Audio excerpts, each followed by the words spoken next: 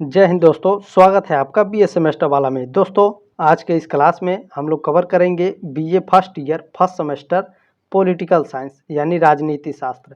आप लोगों का न्यू बैच स्टार्ट हो गया एग्जाम 2024-25 सत्र के लिए।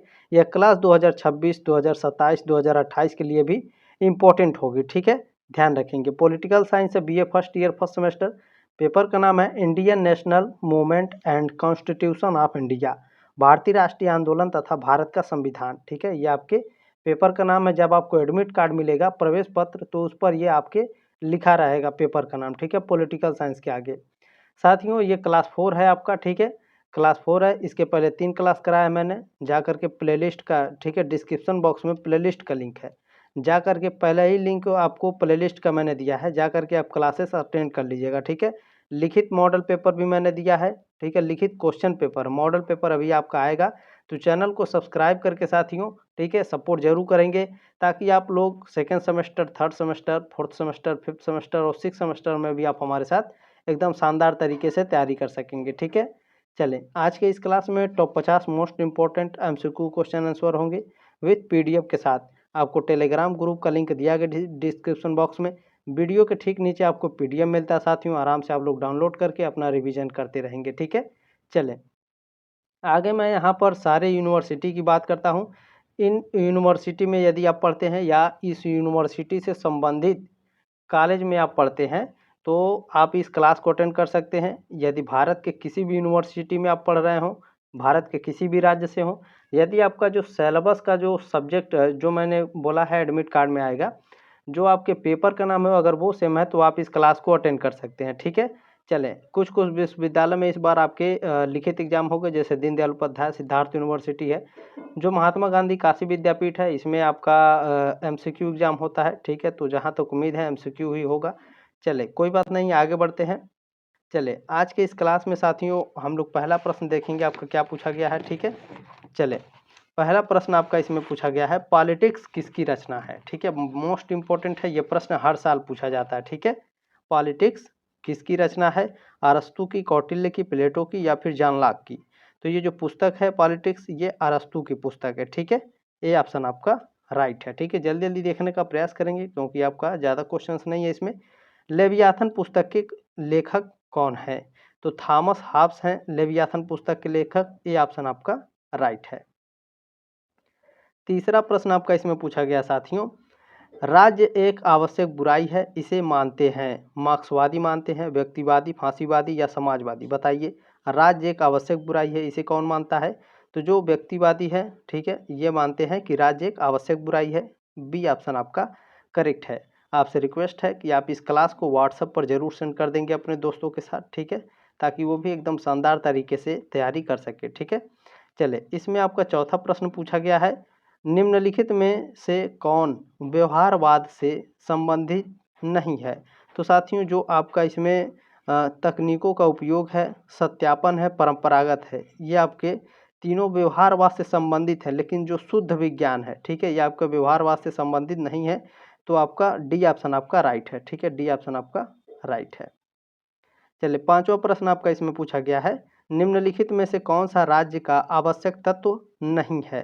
देखिए, राज्य के लिए जो आवश्यक तत्व होते हैं, जनसंख्या होता है, क्षेत्रफल भी होता है, सरकार भी होता है, लेकिन धर्म नहीं होता है, क्योंकि हमारे देश में बहुत सारे धर्मों के लोग निवास करते हैं।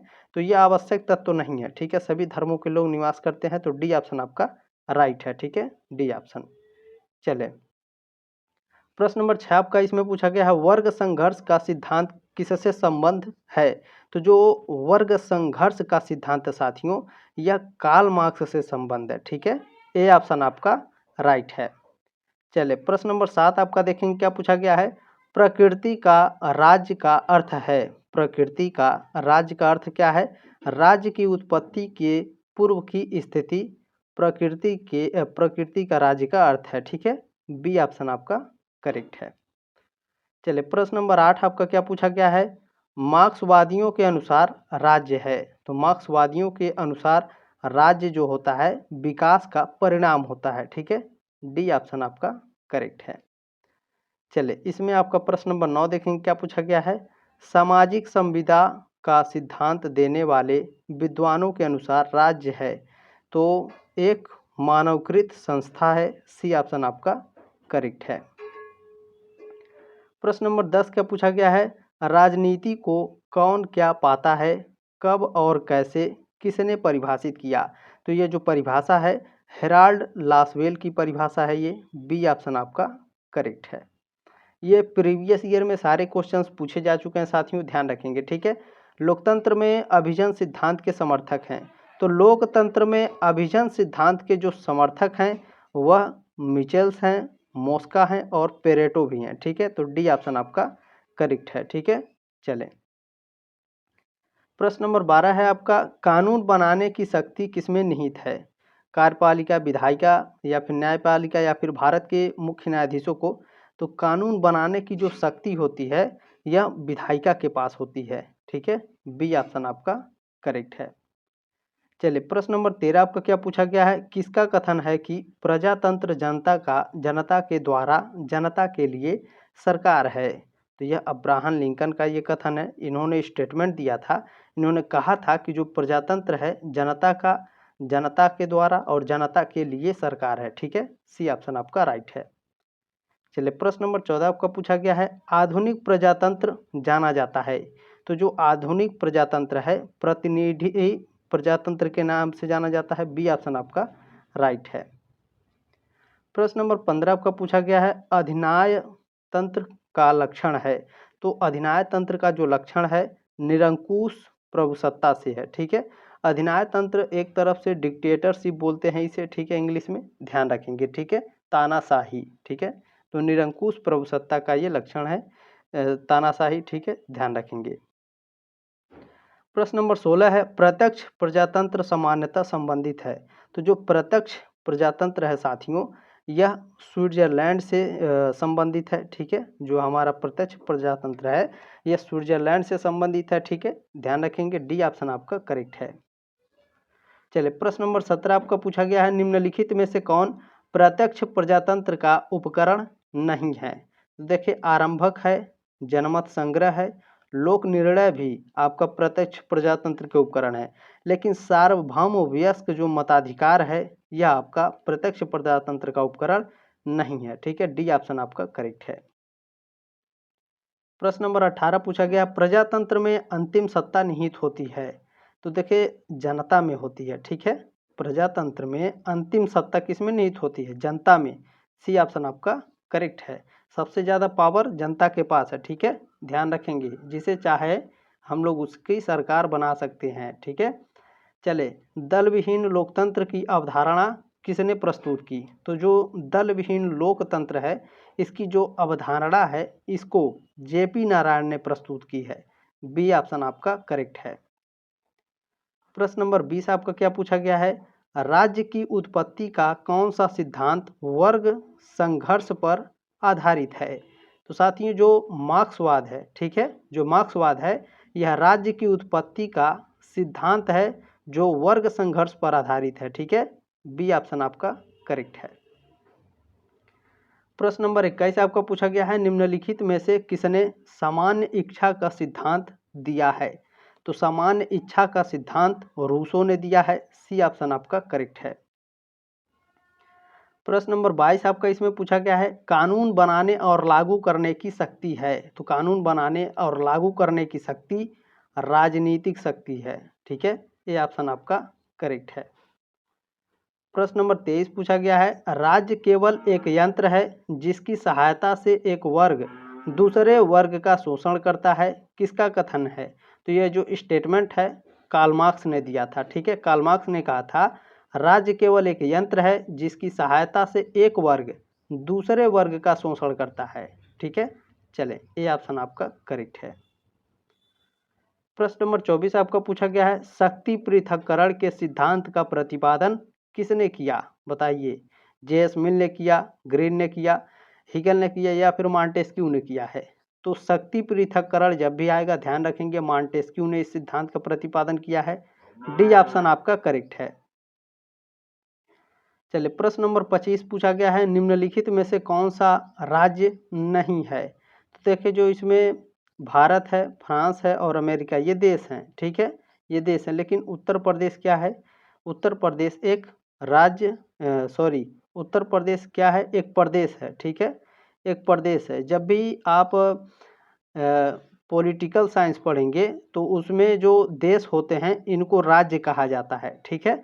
और जो राज्य के अंदर जो हमारे भारत के अंदर जो 28 राज्य हैं, राज्यों को प्रदेश बोला जाता है, ठीक है, ये बात ध्यान रखेंगे। इंटरनेशनल रिलेशंस में देशों को राज्य बोला जाता है। चलिए अब यहाँ से प्रश्न नंबर 26 स्टार्ट हो जाएगा आपका। चलिए 26 नंबर प्रश्न है, आधुनिक संदर्भ में राज्य शब्द का पहली बार प्रयोग किसने किया था? तो पहली बार मैकियावेली ने प्रयोग किया था। बी ऑप्शन आपका राइट है। चलिए प्रश्न नंबर 27 देखेंगे क्या पूछा गया है, व्यवहारवाद का जनक कौन है? तो व्यवहारवाद का जनक जॉन वाटसन है, ठीक है। व्यवहारवाद के जनक कौन है? John Watson. बी ऑप्शन आपका करेक्ट है। प्रश्न नंबर 28 आपको पूछा गया है, एक राज्य को अपने नागरिकों को अधिक सामाजिक सुविधाएं प्रदान करे कहलाता है? समाजवादी राज्य कहलाता है, पुलिस राज्य, कल्याणकारी राज्य या सर्वोदय? जब कोई राज्य है जैसे हमारा उत्तर प्रदेश है, तो जब वो नागरिकों को अधिक सामाजिक सुविधाएं प्रदान करेगा तो क्या कहलाएगा? कल्याणकारी राज्य कहलाएगा, ठीक है। सी ऑप्शन आपका राइट है। चलिए कुछ प्रश्न ऐसे होते हैं साथियों जिसको पढ़ करके आप उसका उत्तर तुरंत दे सकते हैं, ठीक है, थोड़ा सा दिमाग लगाने की जरूरत होती है। 29 नंबर प्रश्न है, निम्नलिखित में से कौन सा लक्षण कल्याणकारी राज्य से संबंधित नहीं है? अब कल्याणकारी राज्य आपको ढेरों सारी सुविधाएं प्रदान कराता है, तो इसमें से क्या कौन सी व्यवस्था है जो कल्याणकारी राज्य से संबंधित नहीं हो सकती है, यही आपको बताना है। तो देखिए सामाजिक सुरक्षा हमें प्रदान करते हैं, लोकतंत्रीय व्यवस्था भी, और सामाजिक न्याय की भावना भी होती है, लेकिन राज्य विहीन व्यवस्था नहीं होती है। राज्य विहीन व्यवस्था नहीं हो सकती है, कल्याणकारी राज्य से संबंधित नहीं है। बी ऑप्शन आपका करेक्ट है। प्रश्न नंबर 30 आपका पूछा गया है, राजनीति विज्ञान का आधुनिक उपागम है? तो राजनीति विज्ञान का आधुनिक उपागम जो है व्यवहारवादी उपागम है, ठीक है। राजनीति का आधुनिक उपागम व्यवहारवादी उपागम है। ए ऑप्शन आपका करेक्ट है। मैं क्यों दो बार पढ़ रहा हूँ? ताकि आपको अच्छे से याद हो जाए, ठीक है, दोबारा आपको पढ़ने की जरूरत नहीं पड़ेगी, एक ही बार में आपको याद हो जाएगा। प्रश्न नंबर 31 है, व्यवहारवाद का आधार है? तो जो व्यवहारवाद है इसका जो आधार होता है अनुभववाद होता है। ए ऑप्शन आपका करेक्ट है। प्रश्न नंबर 32 आपका पूछा गया है, राज्य के कितने तत्व होते हैं? सॉरी इसके लिए, ठीक है, गाड़ियां चल रही हैं, थोड़ा आप लोग मैनेज करिए, ठीक है। चले कोई बात नहीं। प्रश्न नंबर आपका 32 है, 32 नंबर, राज्य के कितने तत्व होते हैं? तो जो राज्य हैं इसके कुल 4 तत्व होते हैं। ये ऑप्शन आपका राइट है, ठीक है। चले प्रश्न नंबर 33 है, राजनीति विज्ञान का संबंध है? राजनीति विज्ञान का संबंध राज्य और सरकार से होता है। डी ऑप्शन आपका करेक्ट है। प्रश्न नंबर 34 आपका पूछा गया है, दैविक उत्पत्ति के सिद्धांत के अनुसार राज्य की रचना की गई? तो राज्य की रचना ईश्वर के द्वारा की गई। डी ऑप्शन आपका करेक्ट है। प्रश्न नंबर 35 है, नगर राज्य शब्द का सामान्यतः संबंधित है? तो नगर राज्य का जो शब्द है ये किससे संबंधित है? तो यह प्राचीन यूनान से संबंधित है। बी ऑप्शन आपका राइट है। प्रश्न नंबर आपका 36 है, राजनीति विज्ञान शब्द का प्रयोग सर्वप्रथम किसने किया? राजनीति विज्ञान शब्द का जो प्रयोग है इसको सबसे पहले अरस्तू ने प्रयोग किया था। सी ऑप्शन आपका करेक्ट है।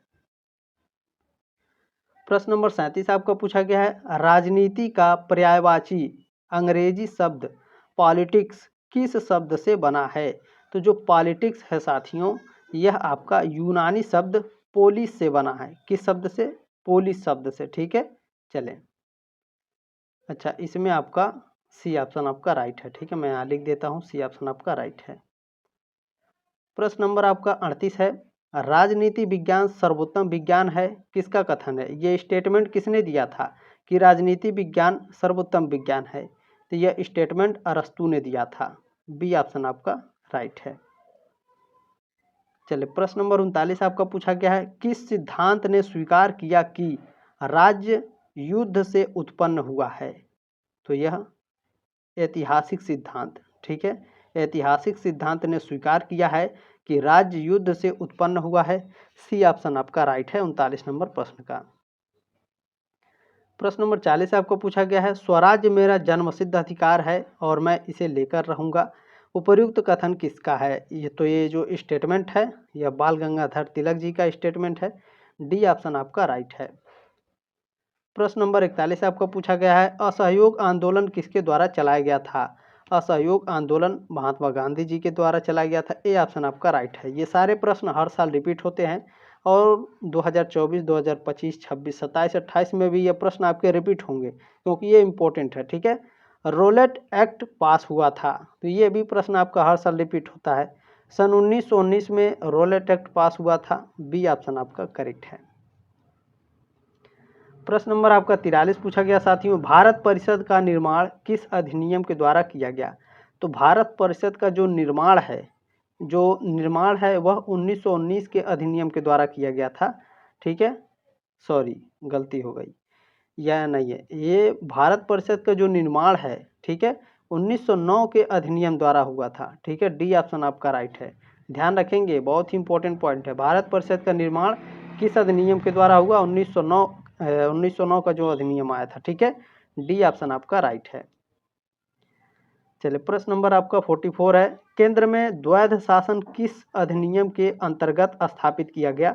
तो जो केंद्र में द्वैध शासन है इसको भारत सरकार अधिनियम 1919 के द्वारा स्थापित किया गया था। बी ऑप्शन आपका करेक्ट है 44 का।